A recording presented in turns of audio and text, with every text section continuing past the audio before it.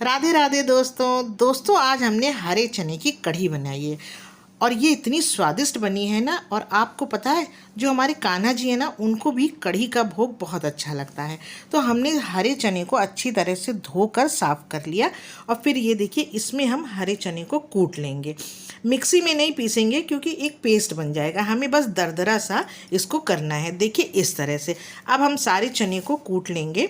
अब ये देखिए हमने सारे चने को कूट लिया है। तो हम क्या करेंगे कि एक कढ़ाई लेंगे, कढ़ाई में देसी घी डालेंगे और खड़ी धनिया, खड़ी मेथी और जीरा को डाल देंगे। और जब ये तड़कने लगे तो इसमें प्याज डाल देंगे। हाँ, अगर आपको भगवान का भोग लगाना है ना तो आप प्याज मत डालिए, बाकी सामग्री ऐसे ही डालिए जैसे हमने डाली है। तो अब हम आपको ठाकुर जी की कढ़ी के बारे में कथा सुनाते हैं। नाथ द्वार जी में आपने देखा होगा श्रीमद् बल्लभाचार्य जी के बगल में ठाकुर जी बैठे हुए हैं। तो ठाकुर जी बिल्कुल एक अंगूठे के बराबर के हैं, बिल्कुल छोटे से, और ये बहुत साल पहले के हैं। इनको नवनीत प्रिया जी कहा जाता है। तो नवनीत प्रिया जी इनको क्यों कहा जाता है ये हम आपको बाद में यानी आगे कथा में बताएंगे।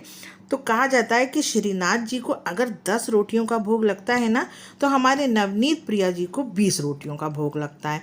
जबकि बहुत छोटे से हमारे ठाकुर जी हैं, अगर इनको एक रोटी भी कम भोग लगाई जाए ना, जैसे 19 रोटी भी लगाई जाए, तो ये उस दिन कुछ ना कुछ अपनी महिमा दिखा देते हैं। यानी कि आरती की थाली गिर जाती है या आरती गिर जाती है।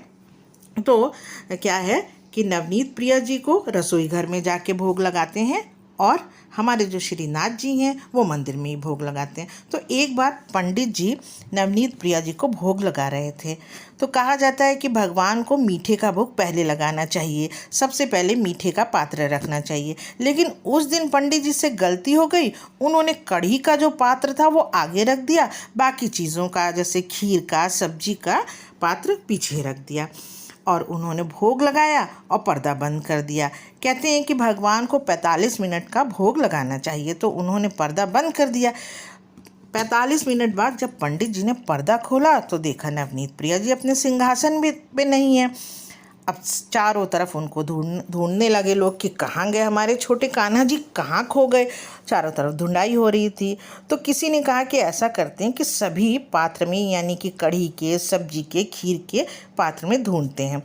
तो सबसे पहले कढ़ी का ही पात्र रखा था, उसमें देखा गया तो उसमें हमारे कान्हा जी निकले। अब भाई कान्हा जी उसमें निकले तो पंडित जी कहने लगे, भाई हमारे छोटे से कान्हा को कढ़ी इतनी अच्छी लगी कि वो तो उसी में कूद पड़े। तो भाई हमारे देखिए ठाकुर जी की महिमा बहुत ही निराली है।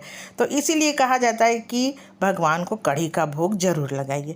तो दोस्तों आपको ये कढ़ी की, ठाकुर जी की कहानी कैसी लगी बताइएगा। और अगर इसी तरह आप और कहानियाँ सुनना चाहते हैं तो हमारे चैनल को सब्सक्राइब करिए, लाइक करिए, शेयर करिए और बताइए कि आपको ये कहानी कैसी लगी। आगे भी हम इस कथा को सुनाएं कि नहीं सुनाएं। तो दोस्तों बाय बाय, थैंक यू। अगली रेसिपी में मिलते हैं।